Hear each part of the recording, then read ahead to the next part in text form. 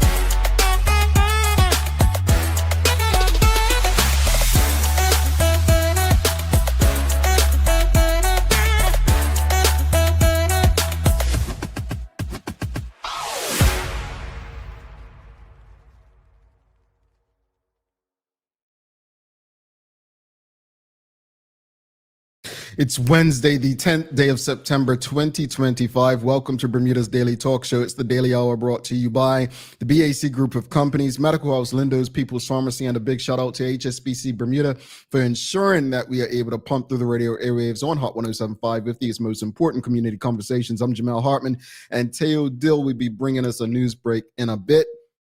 How's everyone feeling today? I got a notification prior to coming on that we may be having some technical difficulties on Facebook. Oh, that's so sad. But hey, you can always join us on YouTube. So if you are normally someone who tunes in on Facebook, you have all of the options. As you know, we are streaming on our website, on LinkedIn, on YouTube, on Twitter X, on Instagram, and of course, you can listen on the radio airwaves on Hot 107.5. But how's everyone feeling today? It is Hump Day. It is the middle of the traditional work week, and yeah, it's PG, so we're gonna leave it right there. But hopefully, everyone's having a fantastic week so far. It's a big birthday week, as I told you. It's known as Birthday Week on the Daily Hour. We've got Teo was on Monday. It's BCG, the parent company of the Daily Hour, is Bermuda Communications' 7th birthday today, and then Bill's birthday. Bill does a lot of stuff in the background. His birthday is tomorrow, and then my birthday is on Friday. So it wasn't intentional for this to be a birthday week, but pop the non-alcoholic champagne and get the ice cream and cake out. Of course, the non-dairy ice cream, coconut cashew. If you got it, let's do it. Let's eat it together. But it is birthday week. So if anyone else out there, I know we do have some birthdays coming up with our audience. Again, we had Pamela Wade on the weekend. We had Rajay on the weekend. We had Kathy Rogers last week. We had Shayna Smith last week. We have Hadeline Swan. Her birthday is on Saturday, the 13th. So I know September is a big month. So birthday. If you were born in September, that means you're a Christmas baby, right? I think I'm counting correctly. This is PG. We're not going there. Greetings, everyone, and thanks for making us part of your daily routine. A good one today as we welcome the Minister of Economy and Labor, the Honorable Jason Hayward. And we're going to be discussing the state of labor in Bermuda. So looking forward to the conversation. The daily play is going to be music today. And also, folks, if you haven't already, do us a big favor. Go to our website, thedailyhour.com, and make sure you subscribe on our website. Follow us on all of our social media channels to stay up to date with all that we have going on. Help us grow beyond the mic as we do our part to continue to improve our community. Coming up, you know, if you've been tuned in and rocking with the Daily Hour since we began, or even just the last few years, every October we have a survey on our website for you to fill out. Those surveys, as you all know, help us shape how we do this show. Yes, some of the feedback might not be what we want to hear, but it's not about what we want to hear. It's about what you would like to experience for this show. So when that survey comes out, we would appreciate you once again filling it out. And, you know, we may actually have more than one prize for people who fill it out this year. So help us help you provide a better show for you overall. Anyway, let's jump into today's conversation. Suzanne Ingham says, Super awesome Warriors Wednesday, Jamel. I like that one. Super awesome Warriors Wednesday to you as well, Suzanne. This is your daily discussion brought to you by Titan Express and Secure. The questions of the morning are: what are your thoughts on public schools adopting private school policies? And do you have an issue with schools confiscating students' property? Well, where does this come from? We're continuing from yesterday because after the show, we decided that we were going to reach out to some private institutions. And thankfully, Mia, part of our team, and Sancha, part of our team, children both attend Work Academy and Summersfield respectfully. So we did reach out to Saltus and Bermuda Institute as well as Bermuda High School. We didn't get responses from either.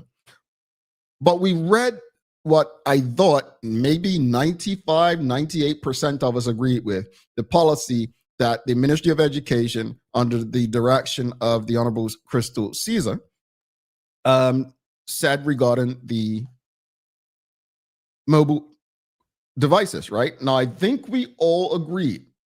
But if you're not familiar, I'm just going to read it over for you. The letter said, "Dear parents and guardians, I am pleased to welcome you to the 2025-26 school year. The Bermuda public school system remains committed to strengthening both student learning and overall well-being. One of the key concerns we have observed is the increasing amount of time students spend on mobile phones and other personal electronic communication devices during the school day. These devices distract from learning, disrupt the classroom environment, and often negatively impact mental health, peer relationships, and safety due to issues such as social media content, online messaging, and cyberbullying. To address this, effective September the 9th, 2025, the BPSS will be enforcing its mobile phone and personal device policy more rigorously. This means, now enforcing means it was already in place, but enforcing means they're going to be monitoring and doing what's necessary to make sure people are in compliance. Anyway, mobile phones and devices, including smartwatches, gaming consoles, and Bluetooth accessories, must be turned off and stored away before entering the school building. Devices cannot be turned on again until students leave the school building at the end of the school day. The policy applies during the regular school day, as well as during after-school programs and all co-curricular and extracurricular activities on school grounds. Please note that middle and senior school students may continue to use school-approved laptops, Chromebooks, and tablets required for learning. Limited exceptions will be made for students with specialized learning needs or medical requirements. We ask for your support in reinforcing these expectations at home. Working together, we can help create safer, calmer, and more focused learning environments for all students. I look forward to a successful year ahead and the positive outcomes this policy will bring to our schools and students. Sincerely, Senator the Honorable Crystal C. Caesar, JP, Minister of Education." Oh, I thought we were all going to be in favor of that. I thought that was a great thing. And then you all showed up and said, well, sorry, most of you showed up and agreed. And then a couple people showed up, said, no, they should never take people's property. And I gave an example that some folks thought was extreme. I said that I legally carry a concealed weapon. I cannot take that into many places I go. If I go into a place where I'm not supposed to have it, then by law, they can have me arrested because I'm going onto private property. This is a matter of good parenting, in my opinion. Something that the minister said in that really, really hit home for me, was asking for the support by reinforcing these expectations at home. There are many things, and I gave the example of an airport, right? You get things confiscated that are not supposed to go through security. They take your property. Why is a device any differently? No, again, I say it all the time. Maybe I'm just old and miserable now. Maybe this is the new way of learning and living, right? But I see nothing wrong with trying to create an environment to provide students the best opportunity to learn. And that's why I'm also glad that in that letter, it said Middle and senior school students may continue to use school-approved laptops, Chromebooks, and tablets required. Keyword that should have been highlighted, bolded, and in red. Required for learning. But hey, we got a few people giving us feedback once the show was over yesterday. And some of the feedback was that, oh, so private schools don't have these challenges? Or do they do this in private? So again, as I said, we reached out, and thanks to Mia and Sancha, let's go through some of the private school things that we have, right? So thanks to Dave at Work Academy, Mr. David Horan. He actually said they've had this policy for years, and it's worked. It's worked very well for them. He said it's served them very well over the years since it's been in place. But let's read what Work Academy's policy is. So, mobile device acceptable user policy. Introduction. This policy sets out Work Academy's framework for determining acceptable and unacceptable use of mobile technology. This includes and is not limited to smartphones, laptops, headphones, watches, Kindles, tablets by students whilst they are at school. This policy will operate in conjunction with our anti-bullying policy, positive behavior policy, and internet user policy. Policy aims students and staff are safe. Teaching and learning is not interrupted. Students can be contacted in school during the day without the use of mobile devices. Well, that's how it worked in my day, right? Mobile device regulations apply on the school campus from 8 a.m. until 3:45 p.m. and are as follows. Mobile technology which is brought into school by students must be turned off, not placed on silent, before they enter school property and stored in their lockers. Only bags for primary students or pockets during the school day, not in packets for primary students.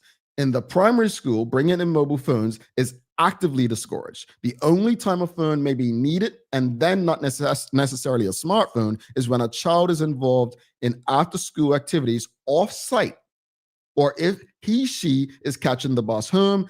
At all other times, there are locations and adults who can support any communication with home/parents that is needed. If a phone is seen in use during the school day, it will be, wait for it, confiscated until the end of the school day, and parents will be contacted. Mobile technology in school is the student's responsibility. The school accepts no responsibility for loss, theft, or damage of any mobile technology brought into school. Now, here's what gets interesting. Sixth form students have the privilege of using mobile technology within Barber Hall as per the sixth form handbook, with no circumstances under no circumstances should mobile technology be used anywhere else on the school site. All right. So I'm going to stop there, and I'm going to go on. That was Work Academy. I'm going to go over to Summersfield Academy.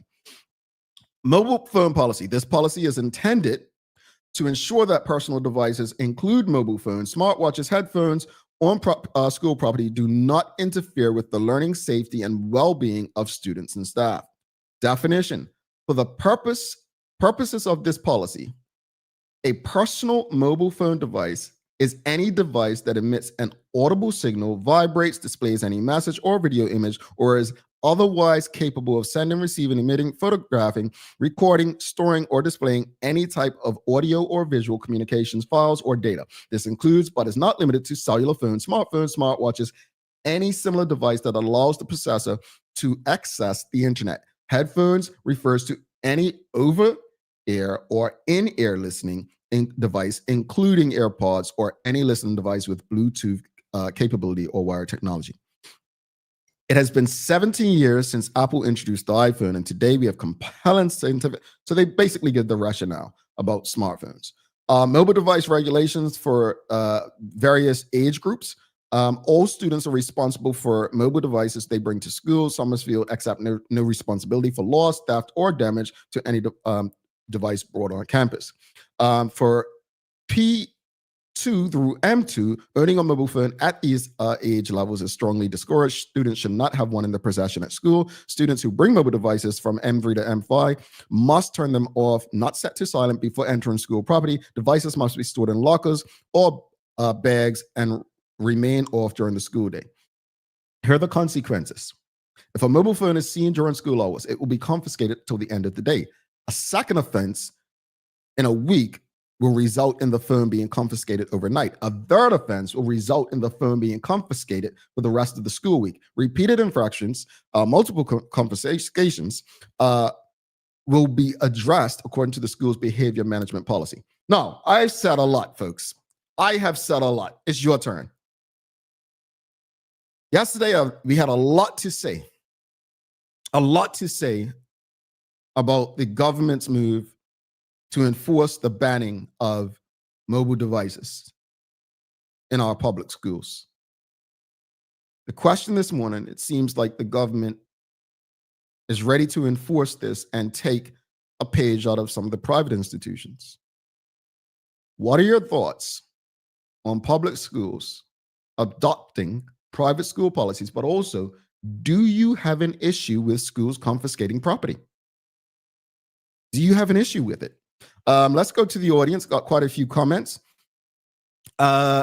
Cherie Dill says, fully support. Cell phones are distraction and not needed in the school day. I'm not sure why they even need to explain their stance. Well, Cherie, according to yesterday, some people have an issue with it.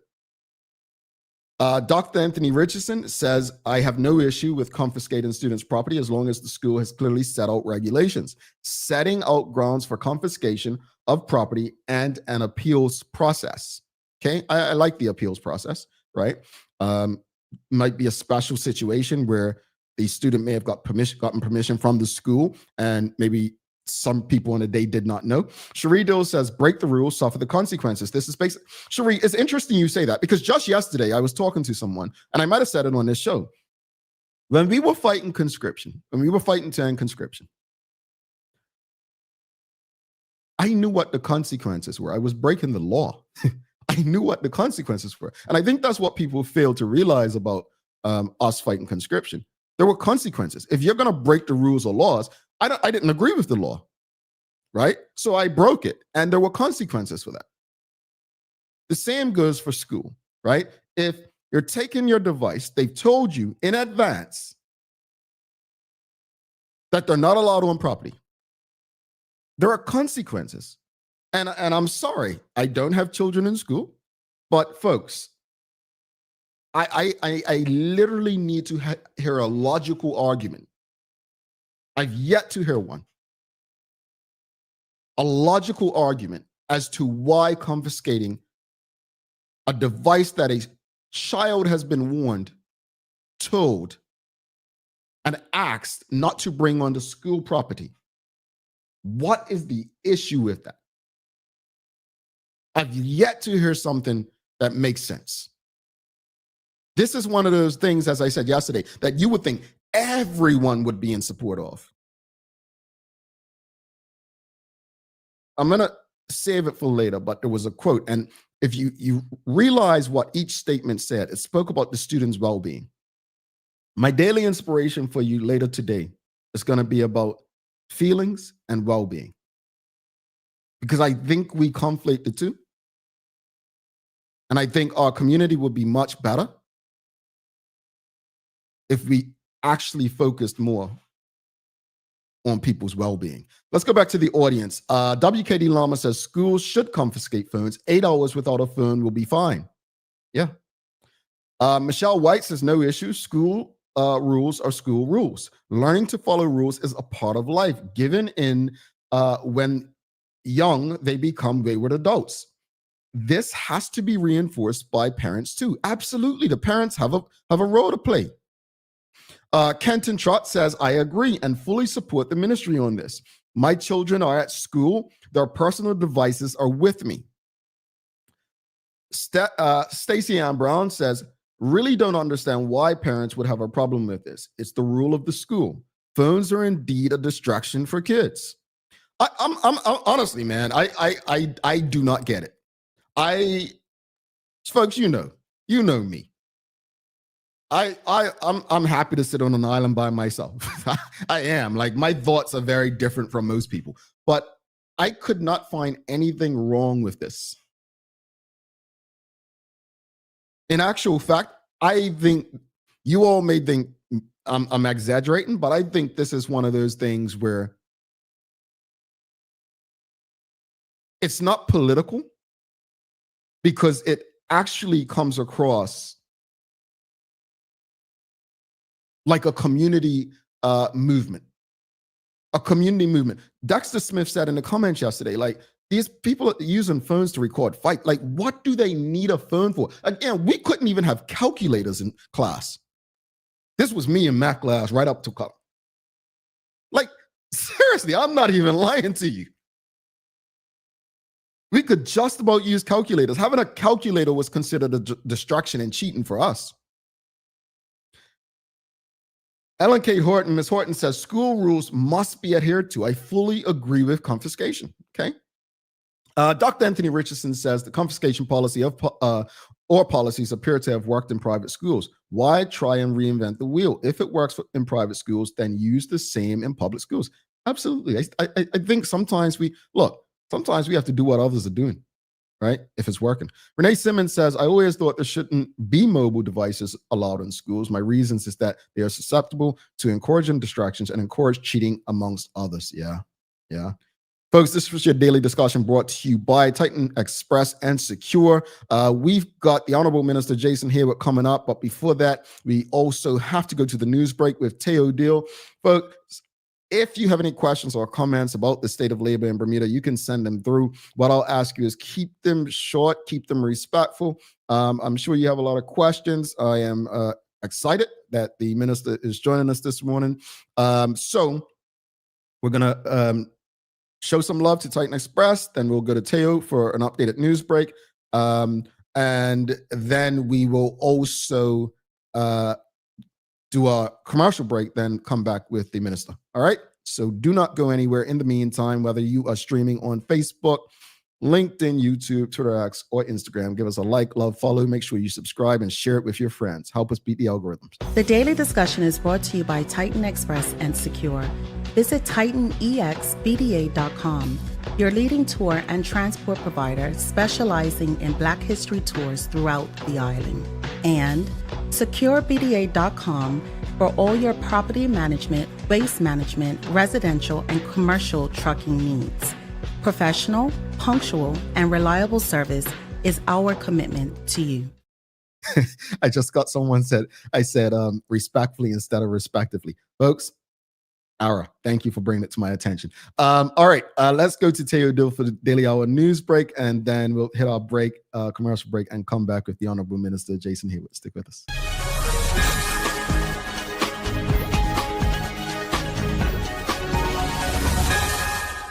Good morning, I'm Teo Dill, and welcome to your TDH news break brought to you by our friends at Peoples, who are essential for parents to get their kids what they need as school starts this week. If you're like me, you might be a little short on the return to class supply list. Peoples has what you're looking for to get your kids, to get my kids all set up to succeed.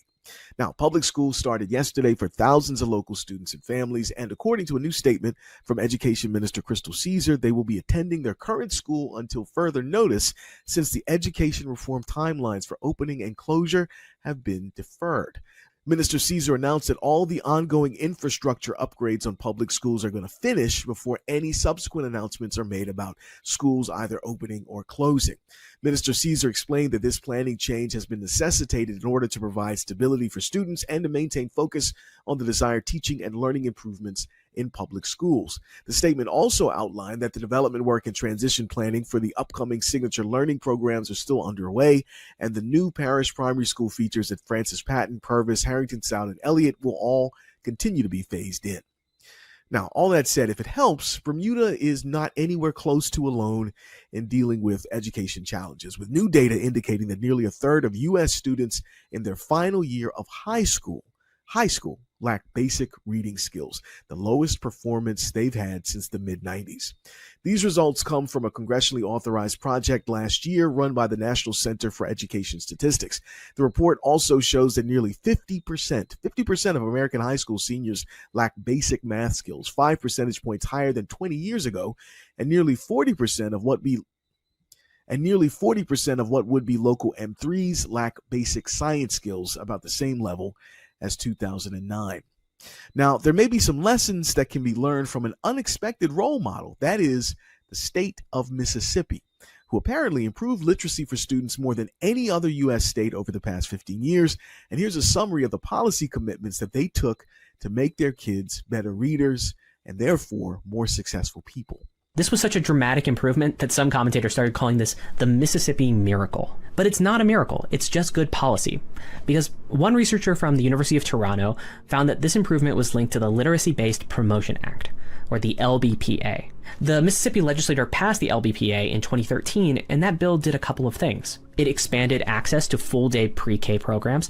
It focused education on phonics and the science of reading, so it actually changed how we were teaching students how to read. It invested in professional development for teachers because they would need more training. It identified struggling readers and then targeted them for specific interventions. So if a student was falling behind, they got additional help when it came to reading. And finally, some struggling third graders were held back for a year so that they would have more time to build their reading skills. And shout out to the Gumbe Warriors for making Curacao earn their narrow 3-2 home victory last night. Super big ups to goalkeeper Dale E for keeping our team in the game throughout by delivering a bunch of extraordinary saves in the first chunk of the match, which had us down 2-0 by the 26th minute. However, Kane Critchlow used the 35th minute to knock in a great close-range shot to take the score to 2-1, followed by a marvelous shot on goal by Jared Parfit, which evened things up at 2-2. Sadly, Curacao picked up the winning goal in the 75th minute as they held the 3-2 lead all the way to the end of play. This all means that Bermuda is currently at the bottom of our group with no points earned. However, we have a whole lot to celebrate, not the least of which being our team's grit, focus, effort, and skill. We are proud of the entire crew of Gombe Warriors for all the right reasons. Now, weather-wise, we've got more rain, clouds, and wind headed our way for today. The Bermuda Weather Service explains that a few sunny spells should break up today's largely gray, wet conditions, caused mostly by a wandering cold front gradually drifting towards the island from the northwest. And that's your TDH News Break, brought to you by our friends at Peoples. I'm Teo Dill. Back to the show. All right. Thanks for that, Teo. And I just want to share that around 12:50 a.m. This morning, September 10th, police as well as emergency services personnel were dispatched to a report of gunshots at a private residence on Devon Springs Road, Devonshire. Upon arrival, it was ascertained that a male had sustained gunshot wounds. He was providing emergency medical treatment at the scene and subsequently transported to the King Edward Memorial Hospital, where at last check, he continued to receive treatment for his injuries. An investigation has now commenced into this matter, and we are asking that anyone with information please contact Acting Detective Inspector Anika Donowa or the Serious Crime Unit on 717-2250 or email adonowa@bps.bm. You may also call the Independent and Confidential Crime Stoppers number 800-8477. Alternatively, you may use the police reporting portal at portal.police.bm. If you'd prefer, please contact a police officer you're familiar with and share the information with them. Very sad to hear that, or wake up to hear that there was another shooting where someone was actually injured. Those are major news stories that we just cannot ignore in our very small community. Days of the year, folks, nothing exciting. It's National Swap Ideas Day, Dinner Day, Port Wine Day. When I did drink, port was actually one of my go-to wines when I could afford it. Really sweet, and I have it with chocolate. But also National Anti-Junk Light Day. I don't know what that means. It's National Quiet Day, and it's also World Suicide Prevention Day. So, if you know, speak to people. You know someone who, is going through something, have conversations. It's never easy, and we just sometimes never know. Robin Williams was known for putting a smile on people's faces, and before you knew it, he died by suicide. So, all right, folks, we're going to take our break, and we will be back with the Honorable Minister Jason Hayward after this. Actually, before we go for break, I just want to say this. I mentioned that today is the birthday of Bermuda Communications Group, which is the parent company of the Daily Hour, and we turned 7 today. And I want to say, I'm grateful, very thankful to everyone who's been a part of this journey. Entrepreneurship is not easy. I'm grateful to my family of entrepreneurs, my mother, who basically said, you've done it for others, go do it for yourself. My business partner, and people who have been a part of this along the way. There are so many people. I know you all see my face and you just know the Daily Hour, but there are so many other components to this and what we do. Some of these folks walk across you every day and shake your hands or smile, or in your churches or community groups and so on. Entrepreneurship is not easy. It's really not. It's so many different facets. And, I'm going to call some people out, like Tamara from People's Pharmacy. That was one of our first clients. And okay, this is what you need to do. And, so many others who have given us a chance to prove ourselves and show that we can operate. Now, I don't like to refer to businesses as small or Black businesses. We're a business and we provide a service. And if you want to know about more, about what Bermuda Communications Group actually does beyond the Daily Hour, go to our website, bermudacommunications.com. But to the audience, to all of you who support this show, thank you for your support. Because of your support of this show, we've been able to do so many other things. Starting a business is difficult. It's very hard. To remain in business for 7 years, it's almost miraculous, especially as a Black person. We'll be back after this break. People's ACW, located at King Edward VII Memorial Hospital, carries over-the-counter medicines, toys, cards, and even toiletries. Our knowledgeable staff are there whether you're at emergency, visiting family, or a member of BHB staff, to show you our best even when you're feeling your worst. People's ACW, we're here for you.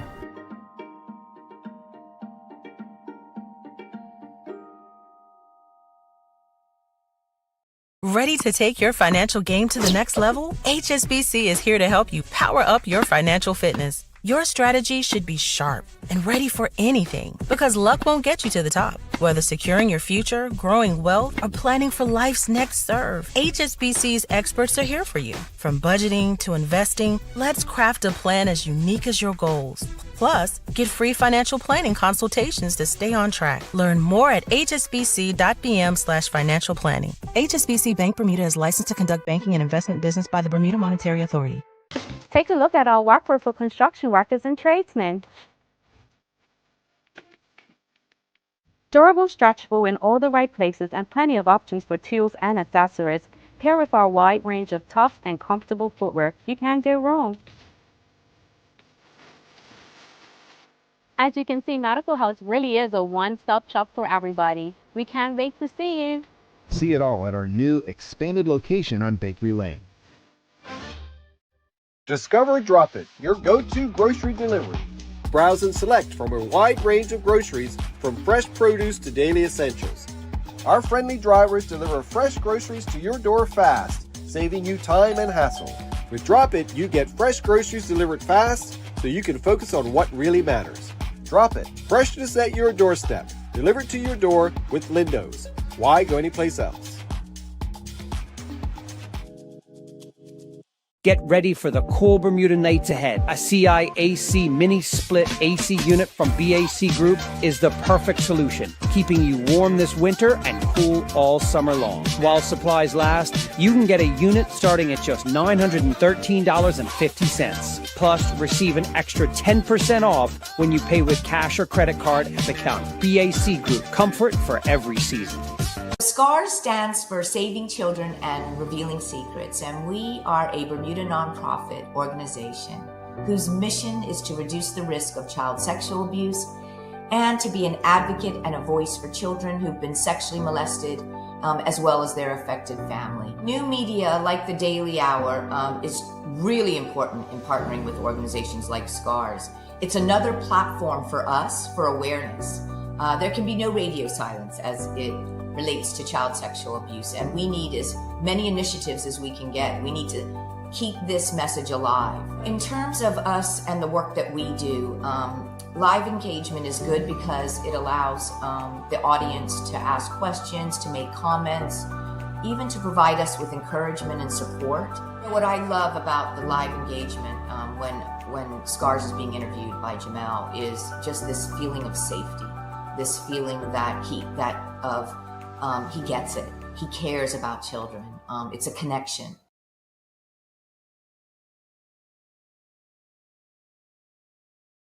Alrighty, welcome back to the big show. Jamel Hartman here. It's the Daily Hour brought to you by the BAC Group of Companies, Medical House, Lindos, People's Pharmacy, and a big shout out to HSBC Bermuda for ensuring that we can pump through the radio airwaves on Hot 107.5 with these most important community conversations. Folks, if you haven't already, please don't forget to subscribe on our website, thedailyhour.com. Follow us on all of our social media channels to stay up to date with all that we have going on. Help us grow beyond the mic as we do our part to continue to improve our community. Without further ado, I'm very excited. I think this is his first time. Let's give a warm TDH welcome to the Honorable Minister of Economy and Labor, Jason Hayward. What? Something's going wrong. I'm sorry, Minister. Gotta get the audience. I'm sorry. I don't want you to think they weren't clapping for you. Morning. Good morning. Very much appreciated. No worries. Folks, you would have been like, oh no, he claps for everyone else. No.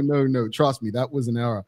I usually start off by like asking about the days of the year, but we didn't have anything fun today.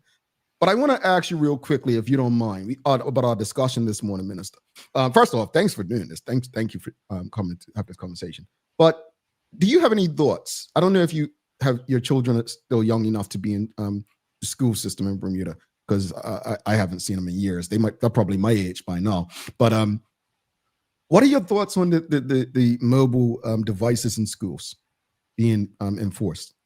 I support the minister fully in her approach to ensure that we safeguard and protect the children within our schools.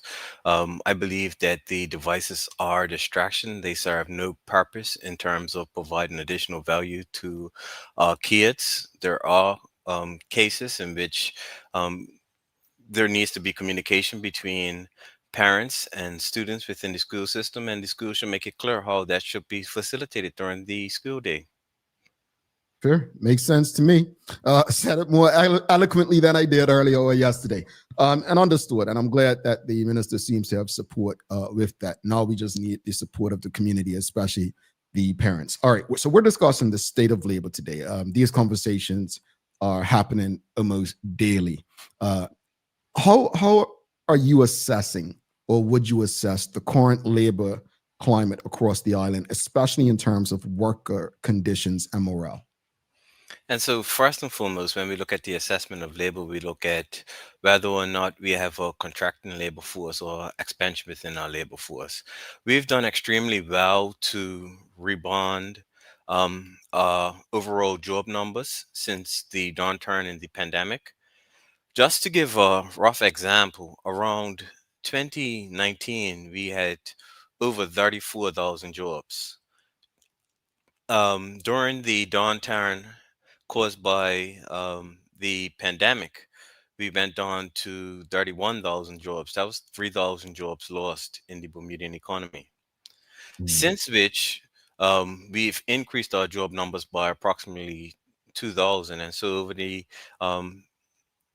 3 years after the downturn, we see roughly 650 jobs added per year to our economy.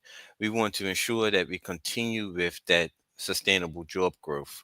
But when we start to talk about the overall conditions, the Ministry of Economy and Labor, through the Department of Labor, has been working active to increase labor policies. On Labor Day, I was able to articulate at least 12 or 13 meaningful policies that we put in place, but we have these conversations on an ongoing basis as to how we can make the world of work better for Bermudians. I was pleased about progressing things such as the minimum wage, but we continue to have dialogue with stakeholders, whether it be employers or the representatives of workers, to ensure that we have what I'll consider to say meaningful dialogue as to how we can ensure that we have inclusive economic growth that works for the workers. Okay. Just real quickly before we move on, of the 2,000 jobs you said that were created, are you able to share how many were Bermudians versus non-Bermudians?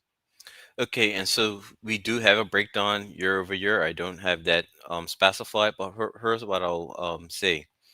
The Bermudian numbers will always be skewed to be less than the non-Bermudian growth numbers. The reason being is because we have Bermudians retiring from the workforce on an annual basis. And as a result of those retirements, what you see is a net gain in Bermudian employment. And so Bermudian employment will never be seen on paper as being as robust as the increase in non-Bermudian employment.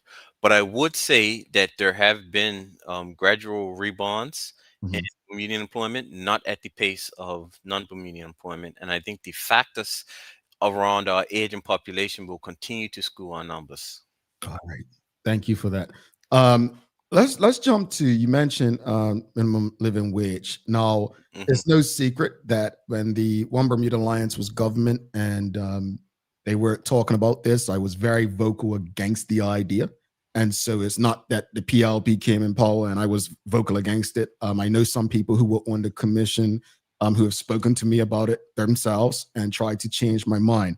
And the reason I was against it, just to give some background for those who, if this is your first time tuning in, I always looked at a McDonald's, for instance, having lived the majority of my life in the US, and there's, considered minimum wage jobs. And what these studies would show about McDonald's workers is, these folks still didn't have the opportunity to have they still needed the system, basically, right? So the minimum wage didn't help them because they still required to live off the system. That was based on my reading. And I think you articulated on many occasions, minimum wage was the start in trying to get to the living wage. But as I said to some who were on the committee, I still don't understand how it works without price control, right? I'm trying to understand how it works. But that said, we've seen the minimum wage, hourly wage established at $16.40 in 2023. And the planned update to $17.13 from September 1st, 2025. Walk us through how this wage progression works, why it's tied to the consumer price index, and why the government chose to cap it at 2.5%. But also help me understand, because I literally want to understand how it can work without price controls. And so the ethos behind the minimum wage is to ensure that workers get a fair and dignified wage and to stop the abuse of workers. We did have persons making roughly around, some people $7-8 an hour. That is wholly unacceptable for a society like Bermuda with a high cost of living. And so base wages in some sectors are still are roughly around $7 and $8 an hour. But what we're able to do now is to ensure those workers, with the gratuity systems that they have put in place, receive a minimum wage rate. We initially had the Wage Commission produce a report as it pertains to recommendations. They said that a minimum wage between $15 and $18 is what they initially recommended. They said that after you get past $18, you start to see some adverse economic impacts of progression of wages. Taking that into consideration, we want to be conservative because we didn't want to create a shock in the economy when we were trying to rebound jobs. So we set up minimum wage at $16.40. We believe that wage to be reasonable and measured. When we looked at the ILO's recommendations on how you progress a minimum wage, you want to ensure that you have a transparent indicator. So the CPI is a transparent indicator as to how prices are moving within the economy.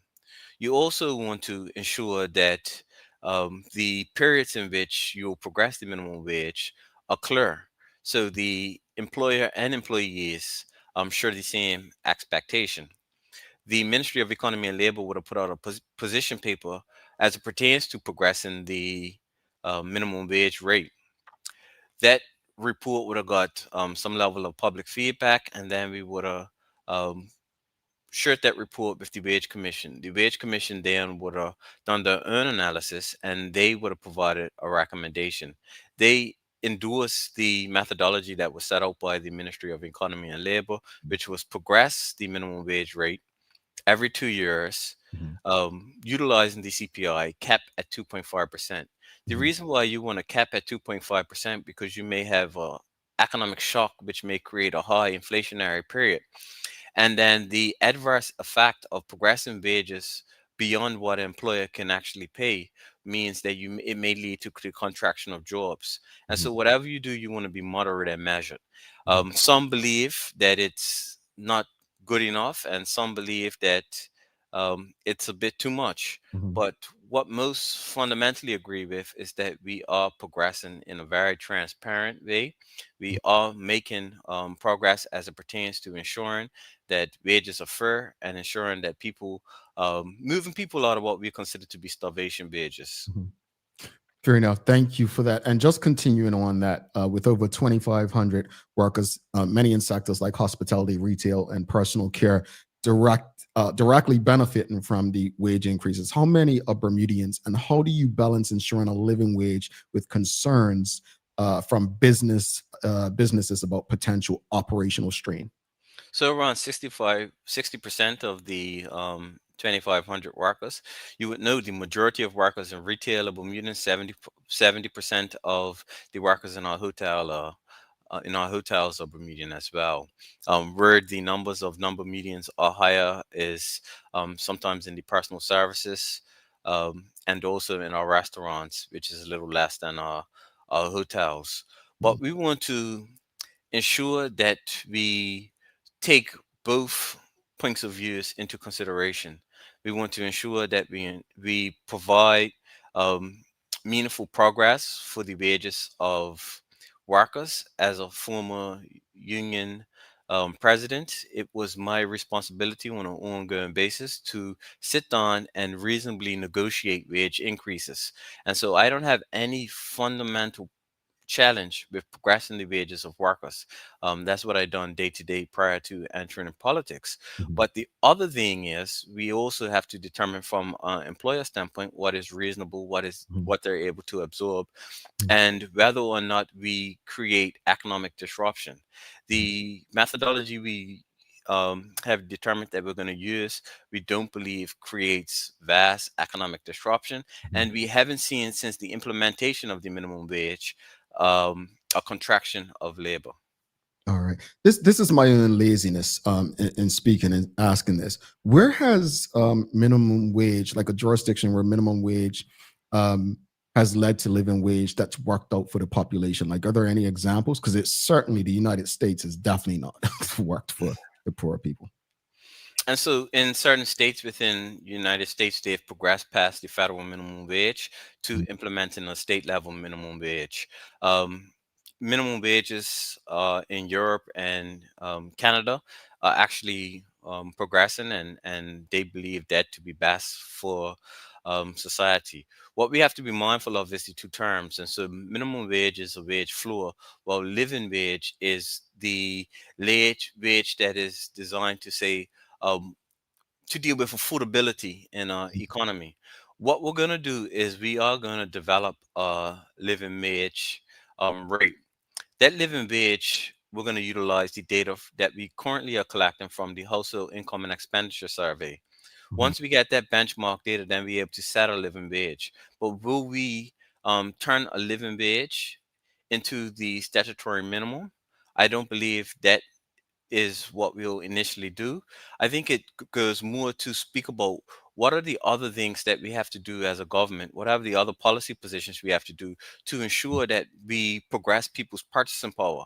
And so you talked about price controls, but there are other things in terms of adjusting taxes, making taxes more fair and more progressive, so that we increase the purchasing power of the workers, so that the employer don't have the brunt of the bear the brunt of the living wage regime. Yeah. And let me be clear, audience. I mentioned price controls. I'm not saying I'm in favor of them because I know you all probably throwing stuff at the screen. I'm not saying it was just a question of how it would work because I just genuinely, I'm ignorant to this space. So I'm trying to understand how it works for the worker. That's it. All right. Don't throw any hate mail my way. I won't read it anyway. All right. Bermuda's economy. I read the reports. It's been shared that we've had steady growth post 2020. With GDP rising in recent years and strong per capita income levels. How has this growth translated into labor market expansion? And are we seeing more job opportunities for Bermudians because of this? And so the economic growth has been robust. Bermuda has demonstrated to be a resilient economy, and so we have exceeded the Ministry of Finance's growth estimates on an annual basis, and that's extremely positive. But when we look at the growth, it makes no sense our economy growing if we are not creating jobs. And so the ethos behind the economic development strategy was to ensure that we had robust economic growth across multiple industrial sections, which actually creates jobs. We do see that we do have an expansion of jobs year over year. So how it translates into the labor market is that we continue to have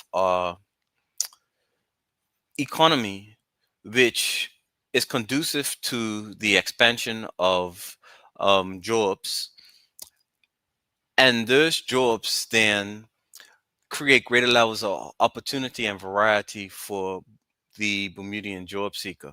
And so there are more job opportunities on an annual basis year over year. Increasing in Bermuda, it means there is an expansion of opportunities. That doesn't negate the reality that there is huge levels of underemployment in Bermuda, meaning that people are working in jobs and desire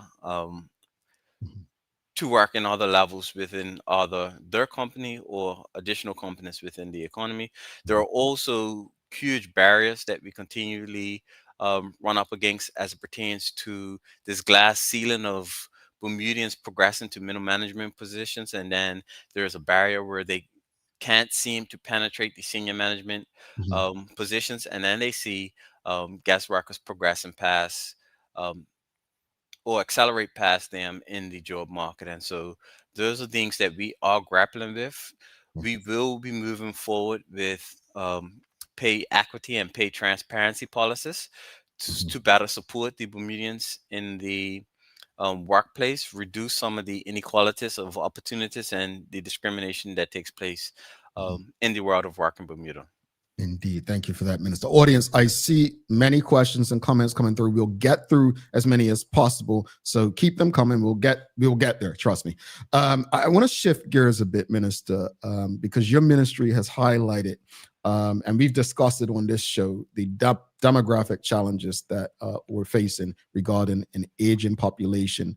And you said you're exploring ways to retain capable workers beyond age 65. We also have the problem of Bermudians emigrating, right? Leaving the island. What kinds of incentives or programs are being developed to encourage this retention and possibly attract Bermudians to return home?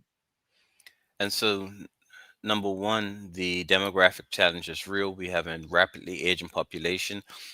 We have more people exiting our workforce than actually entering. We are going to have acute shortages of labor if the trend continues. It means that we want to ensure that every able-bodied Bermudian is working in Bermuda. When we done the study as it pertains to why individuals were emigrating, the major theme was the cost of living, the cost of housing, the cost of food, the cost of utilities. And as a result of that, in order for us, we just can't incentivize individuals to come back to Bermuda. We have to ensure that we address those things. If not, you have people re-entering our economy with the exact same conditions that drove them to make a decision to exit Bermuda. And so we have to fix those things. And I know through the Ministry of Home Affairs, they are looking at ways in which we reduce our cost of living as much as we possibly can. We want to ensure that we preserve job opportunities for Bermudians. That's why we continue with closed and restricted job categories. But additional to that is we have young students who go away on a annual basis to go to university. We need to better connect with those young individuals and create greater bridges to employment. I'm pleased to report that we have done a good job as it pertains to the reduction of youth unemployment rates, and we continue to execute on our youth employment strategy. But it's a multi-pronged effort that is required to ensure that we have a Bermuda that works for Bermudians and don't drive Bermudians off island. Immigration is natural in an economy, but when somebody leaves for different levels of opportunity, that's fine. When somebody leaves because they feel as though they're being forced out of their country, that is where we have fundamental challenges, and that is why we done the study to see how we can address the root causes of what is driving people off island. Got you. I'm going to go to the audience. We have quite a few questions and comments. Audience, I'll do my best to get through them all, but we have to respect the minister's time as well. All right. Shamari Sky is asking, how does purchasing power of Bermuda's minimum wage rank with peers? I know we're nominally high, sorry, but are we still ranked high in regards to purchasing power? No, I don't think we will rank high. With a high cost of living, it means it's your purchasing power is actually diminished. We won't see greater levels of purchasing power until we have increase or a decrease in the cost of living and an increase in salaries. So Bermuda doesn't rank well, and that leads to the factors that I discussed in terms of why persons are emigrating, because the money just doesn't stretch far enough in Bermuda. Charles H. Jeffs II, he's asking, when looking at changes to the payroll tax, was there any consideration to making those changes for only Bermudian workers? I suspect that many guest workers are sending most of their income home. So when we look at tax changes, we don't do tax changes based off of demographics. And so, no, we haven't looked at whether or not we have payroll tax relief only for Bermudian workers. What you may see is the employer's portion of payroll tax relief incentive only for Bermudian workers to incentivize employers to retain or hire Bermudians. And that is a policy position that the Ministry of Economy and Labor has advocated for, that we reduce the payroll tax for the employer's portion of payroll tax for Bermudians who are over the age of 65, but also for young Bermudians. And so when we look at the employer's portion, yes, but when we talk about the employee's portion, we believe that everybody should pay their fair share of taxes, but our tax system is actually becoming more fair as it pertains to payroll tax because it's progressive. All righty. Another question from Charlie says, do we know how much money is being sent out of Bermuda annually? Has there been a year-over-year increase? Is this helpful to the Bermuda economy? I can't imagine that it is. And so you can track the remittances out of Bermuda, but what I'll say is the residents of Bermuda spend more money overseas than any guest workers combined remittances. When we looked at it, Bermudians spend close to $400 million in overseas travel annually. Does that include like college as well? Because think about, I mean, folks, we're spending a lot of money, and we have those conversations when Bermuda College comes on. But that sounds believable, and that goes to conversations we have on this show regularly about keeping the money circulating in Bermuda. So thank you for that. That's an interesting thing that I think we should all consider and think about. Michelle White says, Minister, I see increase in purchasing power as the greatest challenge, with insurance, etc., increasing too. Any thought of capping these expenses? That would be price control, right? Price control, and in certain areas, we will look to see how we can control prices as much as we possibly can without interfering in private enterprise. And so we have subsidized health insurance rates for those persons who are on public whether it be HIP, Future Cure, or GHI, the government has provided subsidy. The government also subsidizes the standard health premium that everybody pays. And so we have done some level of intervention to control insurance, but obviously private insurance is driven by the market, and that continues to increase. Got it. Dr. Anthony Richardson says, re-inability of Bermudian middle managers to get into senior management. Have you considered this as one or the main reason for Bermudians leaving Bermuda for senior positions and better opportunities overseas? That wasn't directly identified in the survey that we launched. The inability of one to move from a middle management position to a senior management position. It was kind of the categories of jobs and the opportunities that one would have in Bermuda as more of a challenge. We will be addressing this whole issue around persons progressing from middle management to senior management head on. I've had those conversations with ABIC, I've had them with ABER as it pertains to international business. But when we also get to the hospitality, we've had it directly with the Hotel Association as well. And part of our tax incentives are to ensure that persons have these management programs in place. But we'll continue to have that dialogue within our society. But like I said, we're going to move forward with more pay equity and pay transparency policies and legislations to better support the workers who are in Bermuda's labor market. You know, Minister, as you were speaking, my mind just went back to minimum wage because, again, living wage. I'm a work in progress. I don't get it yet. And you know what hit me? I said it would be irresponsible of me not to ask you about AI because I know you said it. You know, as far as you know, minimum wage or living wage hasn't impacted. You know, it hasn't cost jobs. But with the emergence of certain technology and the ability for companies now to do so many things, and I know you're big on LinkedIn. Every day I'm on LinkedIn, I'm reading this company's let go 700 people, or this company's let go 8,000. What is the consideration by the ministry as it relates to the impact of artificial intelligence potentially taking some of the jobs that are maybe minimum wage? And I'll give you an example.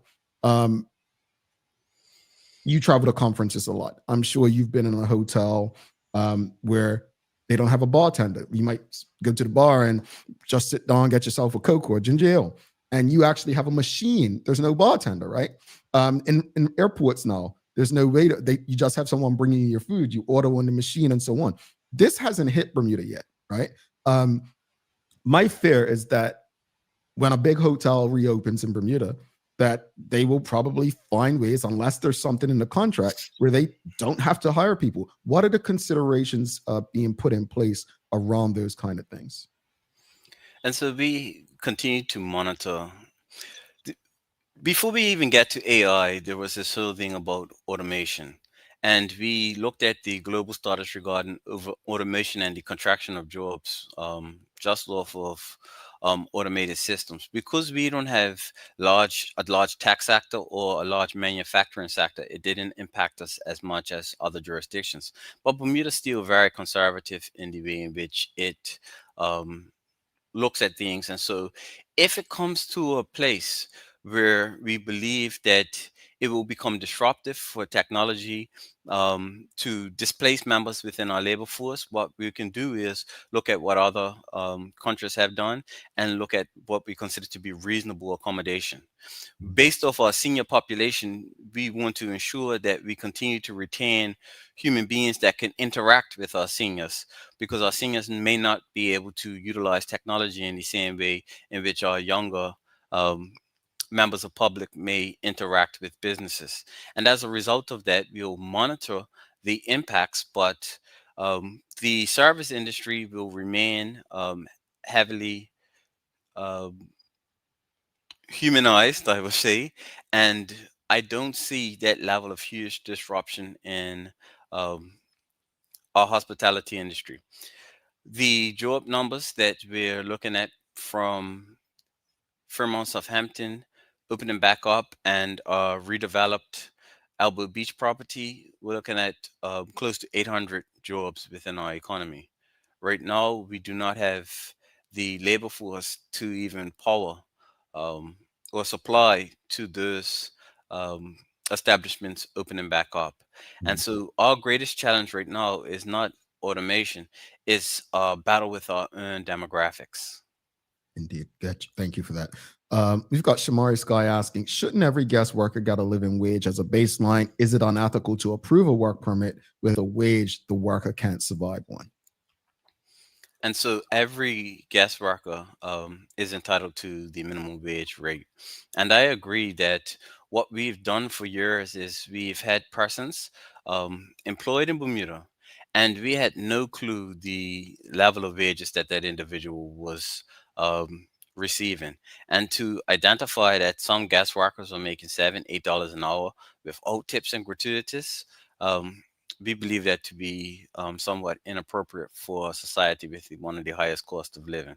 We've got Mark Arthur C. Phillips asking, good morning, Minister Hayward. How can the government ensure that all employees are getting paid at the government mandated minimum wage? And so the legislation has enforcement attached to it. So if anybody is not receiving the minimum wage rate, I'll ask them to call the Department of Labor 297-7716 and file a complaint. And our officer has the legal authority to go into the workplace and investigate that complaint. Anika De Shields is asking, how would cost control work in Bermuda when everything is imported? So you can have cost control on goods and services. And so for our housing inventory, we do have price controls on certain properties. The same can be if an employer is receiving tax incentives or a reduction of duty on certain products, then you can say, as a result of you receiving that duty, we want to cap the rate in which you charge for that good or service. And so it is not something that you do willy-nilly, but for example, we do it throughout society. We cap fees, we cap rates in our healthcare sector, we cap what you can charge in certain areas for pharmaceuticals and things of that nature. And so there are controls in place, and the controls are in place to ensure that Bermuda remains affordable, but also that price gouging don't take place in a large scale across the entire economy. All right. Last question from the audience. Shamari Sky says, has the government looked at giving overtime tax exemptions for employees making under a living wage?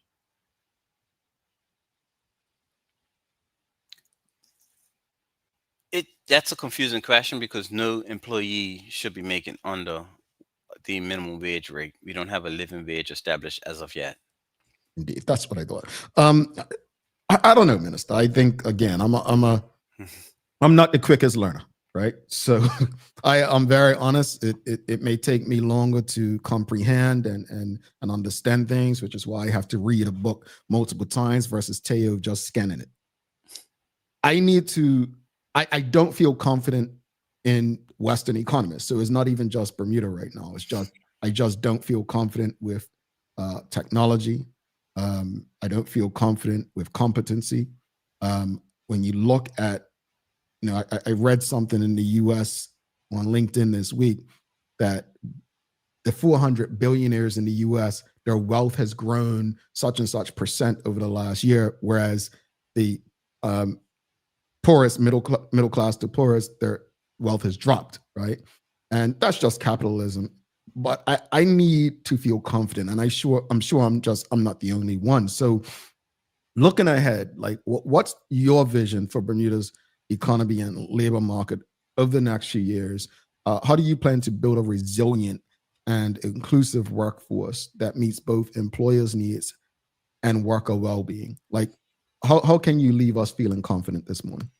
So the first thing is the economic development strategy sets out a roadmap for sustainable economic growth and development.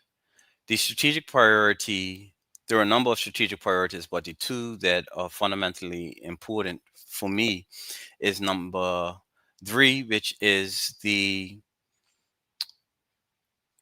doubling down on ensuring that we expand small and medium-sized enterprises in Bermuda and increasing the level of Bermudian entrepreneurs.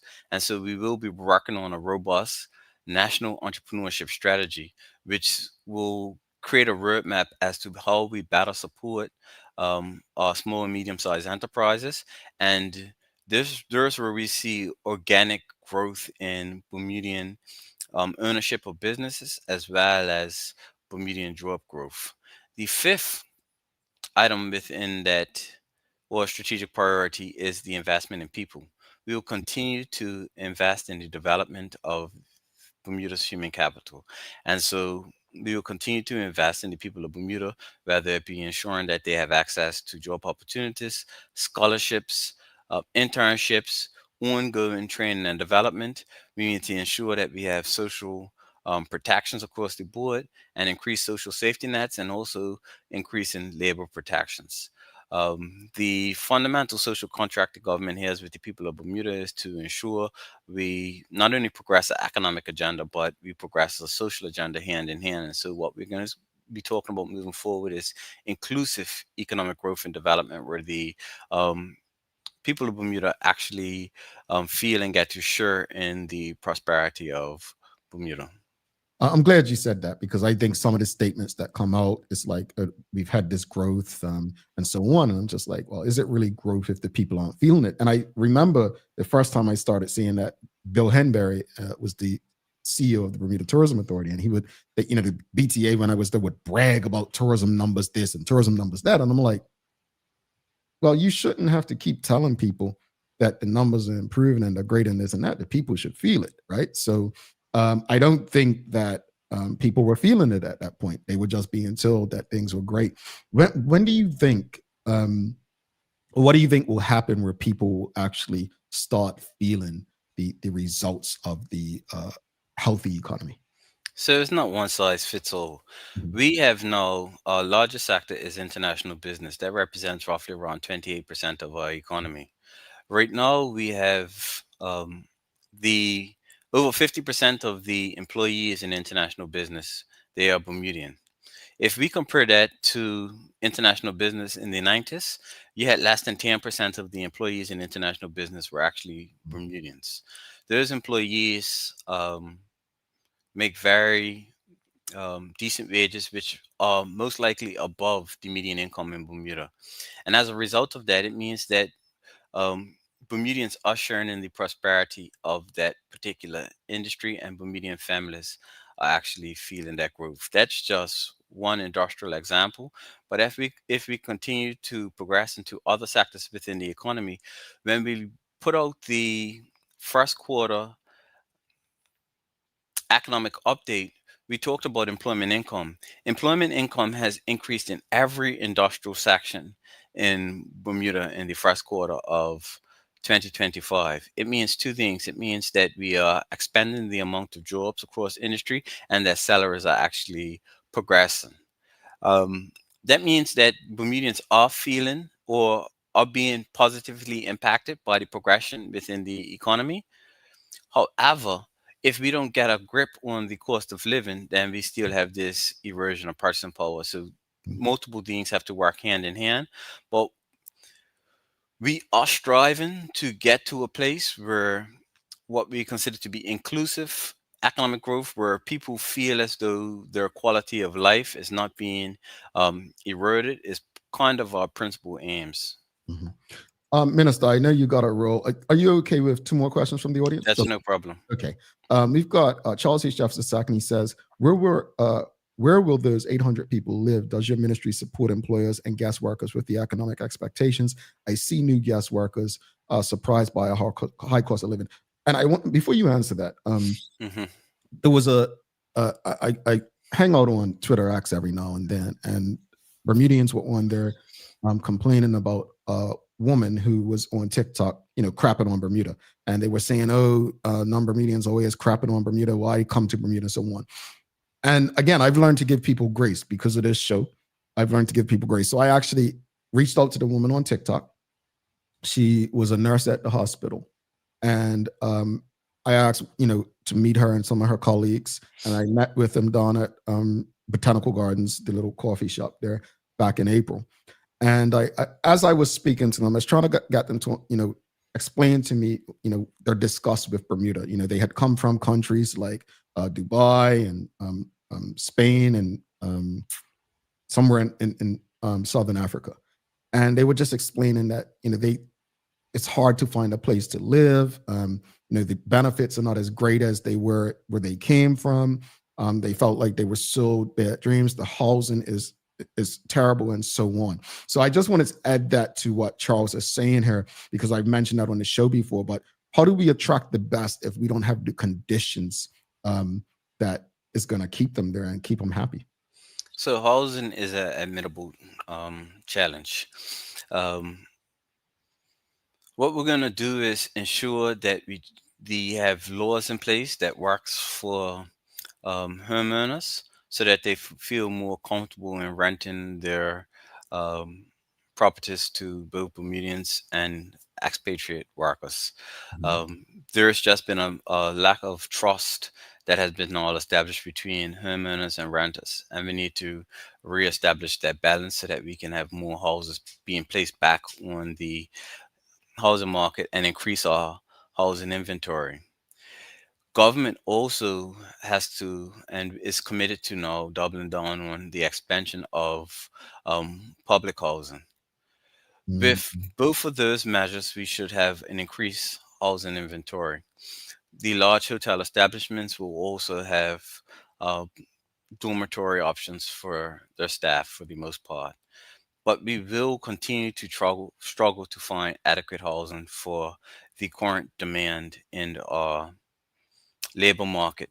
I speak with a number of business owners who have indicated that their hiring has been constrained by the inability to find housing for their employees. And so they do bring on employees, and some of those employees are working remotely. That is not healthy. We want those persons working and residing in Bermuda. But it is something that we are aware that we are what I'll consider to be in a crisis situation, and we need solutions. We had a robust discussion in cabinet yesterday in terms of what some options may be. And we do have a minister who is responsible for housing, who is actively looking to execute strategies. We also want to see the development of residential housing in the city of Hamilton. We believe that the city of Hamilton is underutilized as it pertains to um, housing, and we have put incentives in place, as well as the city plan outlines greater flexibility as it pertains to facilitating housing development in the city. All right. And final question from the audience. We've got Michael Daniel says, would you agree with me that we are in the middle of an industrial revolution and similar to the introduction of factories in the USA? And let me just add to that. So I was reading something. Everyone, you may know that I consider Rhode Island my second home. That's where I went to school. That's where I got my start in radio and the like. And Rhode Island just suffered what is likely to be a catastrophic blow to their economy with Hasbro, which was headquartered there. And if you don't know what Hasbro is the company that creates some of your favorite board games like Monopoly. 100 years plus in Rhode Island. And they are now heading to Boston.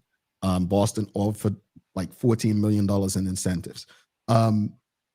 Along with what Michael Daniels is saying, is Bermuda, like, are we prepared? Is there a plan if one of these companies that is pretty much based in Bermuda, like, it's not just the jobs, it's like, I mean, the people who are employed here, they're contributing to the grocery stores, Belco bills, you name it. They're eating at restaurants. What's Bermuda's plan if something like that were happen? Like, are we in a space where we can,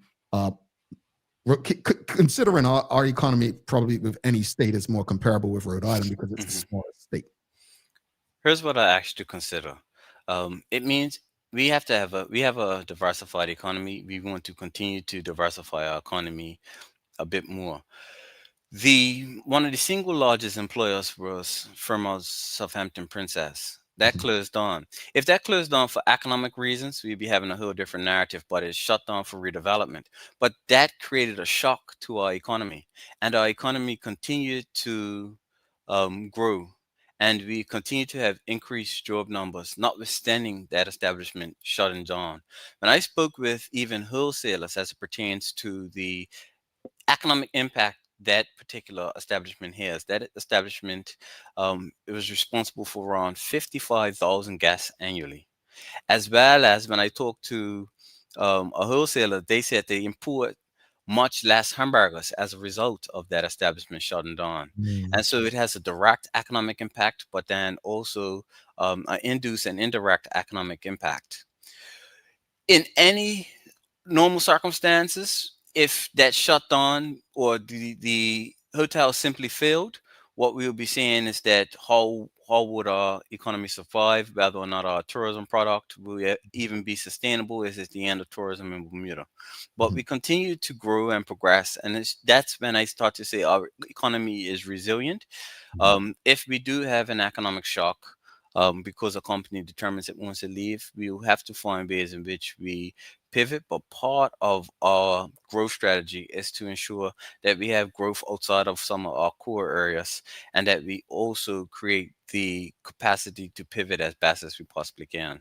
All right. Thank you, Minister. And before you head out, Shamara's guy says, good show. Dorian said, morning, this has been an informative interview. Thank you, Minister Hayward, and thank you, Jamel. And great idea. They love your idea regarding the housing. As Charles says, increasing the housing in the city of Hamilton, we already have the infrastructure to support the housing. 100% agrees. He also said it also brings life to the city after dark. So, Minister, we'll let you go. Please don't be a stranger. These conversations, not at all. You can definitely go on a couple more hours, but thank you for making time for us this morning.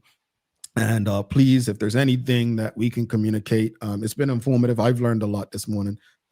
Still not sold on the wage thing, but I'll continue to do my reading. I'll look at some other jurisdictions to see what the possibilities are for Bermuda. But thank you for your time, and we'll definitely be in touch. Yes, thank you for having me. And I also want to add that having being an entrepreneur in Bermuda is not easy, and we want to better support entrepreneurs. And having a business that is now going into 7 years, especially surviving a pandemic and all of that, is no small feat. And so congratulations to you and your team for the excellent work that you do. Thank you. Appreciate it, Minister. Very much gratitude to you. Talk soon. Have a great day. All right, Minister Jason Hayward, folks, if you appreciated that conversation, if you're streaming with us on Facebook, LinkedIn, YouTube, Twitter X, or Instagram, please give us a thumbs up, a love, a like. We appreciate it. Donnell Reyna, thank you. She says, interesting conversation as always. Michelle White says, very insightful conversation. I think she means come back again. Yes, hopefully he comes back. So much to discuss, and I appreciate the information directly from the minister's mouth himself. Folks, we're going to take our final break, but don't go anywhere, because I want to give a shout to the Gumbe Warriors on their performance last night. We're going to have a daily play, very fun. It's music today. But in the meantime, whatever platform you're on, show us some love. Help us beat the algorithm. Stick with us. Did you know 3 out of 4 people say that they have a good understanding of life insurance? But do they really? When asked how much the yearly cost would be for a 20-year, $250,000 level term life insurance policy for a healthy 30-year-old, 80% overestimated the cost by 5 times the amount. Ready for this? The true cost for that policy is about $220 a year. That's as little as 66 cents a day, or $20 a month. So let's put this into perspective. Compared to other monthly costs, isn't getting life insurance a no-brainer? If you can trim back on some of these expenses just a little bit, it will allow you to dedicate the savings toward an affordable life insurance policy. Contact one of our life insurance agents today to find the right policy for you. Dreaming of expanding your business? With BDC's Loan Guarantee Program, we support your ambitions. Get up to 75% guarantee on bank or credit union loans up to $300,000. Just your vision and our support. Apply today and unlock new business opportunities. BDC, Bermuda business starts here. Looking for the best care for your pets? Novazok Feed and Supply has everything you need, from top quality foods to toys and supplies. We've got it all. Join our frequent buyer program and earn rewards every time you shop. Plus, we've been awarded the Clever Customer Initiative Program for helping you save more. And don't forget, we open an hour early on Saturdays so you can get a head start on your pet care. Visit us today or shop online for easy pickup or delivery. Your pets will thank you. PALS is a cancer care charity. We started 45 years ago. What started as a charity with a half-time nurse, and basically just assisting patients going home from the hospital, but patients dying at home. We now, 45 years later, have 6 nurses, a social worker, and a palliative care physician. I know a lot of people that watch the Daily Hour every day, so it's just educational. It helps you know more about specific charities or specific organizations, and kind of get the nitty gritty as opposed to just seeing a flyer on social media or just hearing or seeing a commercial. I think it's more beneficial. Like if I'm on the radio or on TV, I'm just like telling you what I think you want to know. But you might have specific questions that I can answer directly. I think it's much better having the live engagement.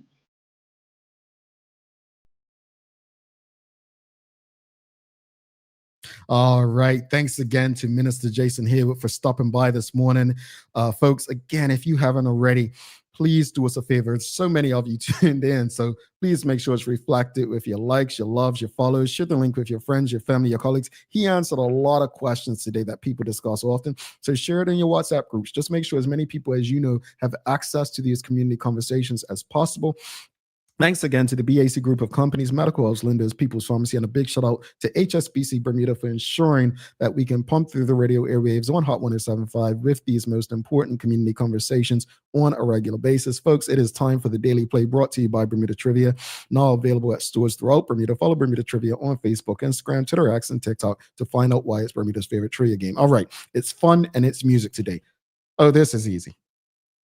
Folks, why does John Legend suggest that they take it slow?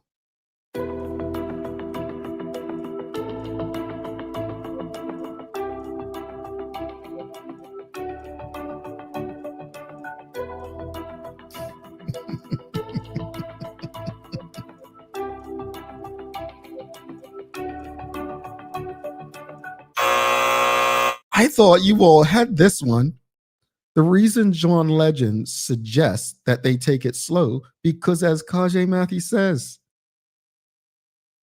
we're just ordinary people.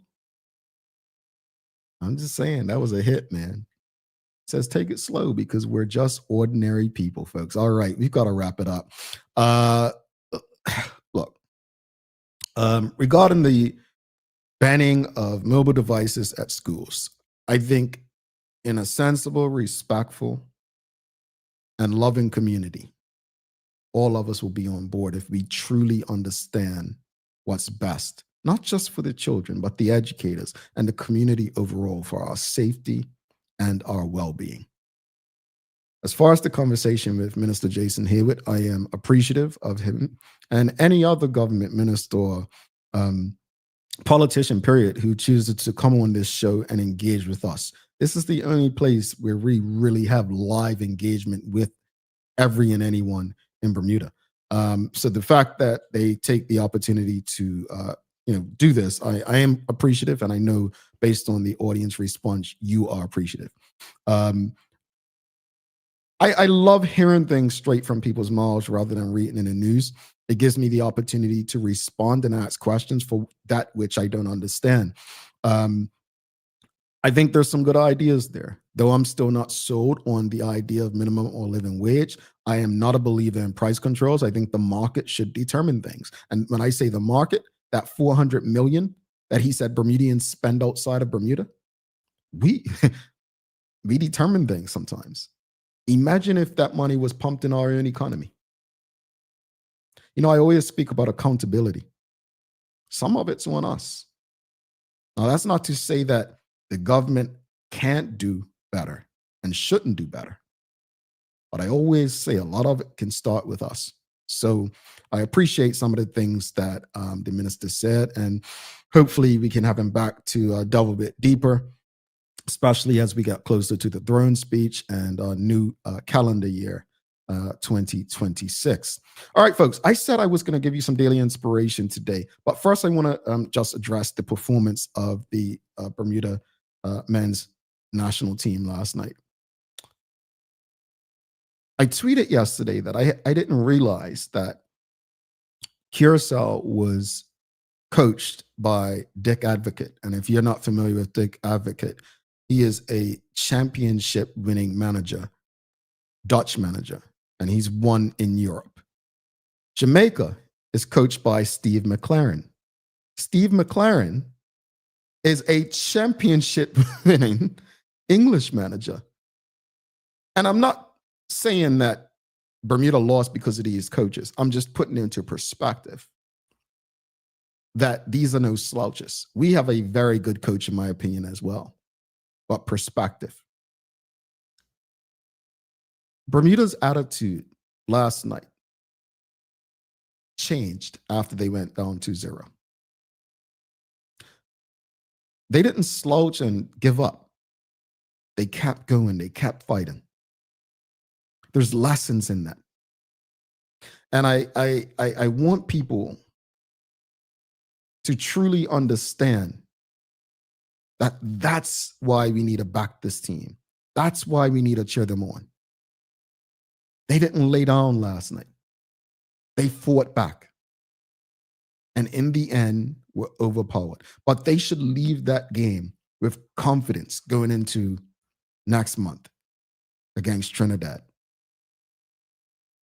But I'll leave you with this daily inspiration. I was on social media the other day, and I said earlier that the statements from the schools about children's use of electronics was about their well-being. And I came across this quote this weekend, and it really hit hard. And I hope this really touches the conscience and hearts of all of you today. And the quote is, I don't care about people's feelings that much, but I do care about their well-being. That hits hard. And I went and I looked, what's the real distinction between feelings and well-being?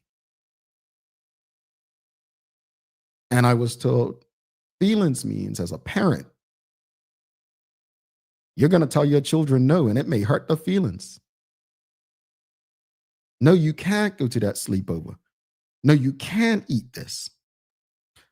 But you can eat fries every day because I care more about your well-being than you crying. You can't go to that sleepover because I care about your safety. That's your well-being. Imagine if we moved like that in life. I'm not saying you just treat people badly and have absolutely no empathy for them. That's not what I'm saying.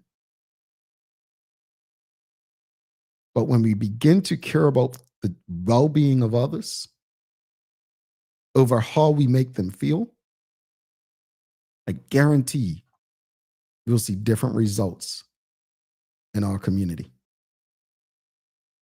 in many respects. Folks, if you haven't already, make sure you give us a like, love, follow, share the link with your friends, your family, your colleagues. Don't forget to subscribe on our website. Follow us on all of our social media channels to stay up to date with all that we have going on. Help us grow beyond the mic as we do our part to continue to improve our community. Thanks again to our partners, the BAC Group of Companies, Medical House, Lindo's, People's Pharmacy, and a big shout out to HSBC Bermuda for ensuring that we can pump through the radio airwaves with these most important community conversations. As always, we appreciate you, we love you, and we thank you for making us part of your daily routine. If all goes well, we'll be back to do this again with you tomorrow. I'm Jamal Hartman. Please do make it a safe and a great day. We are is out. Peace.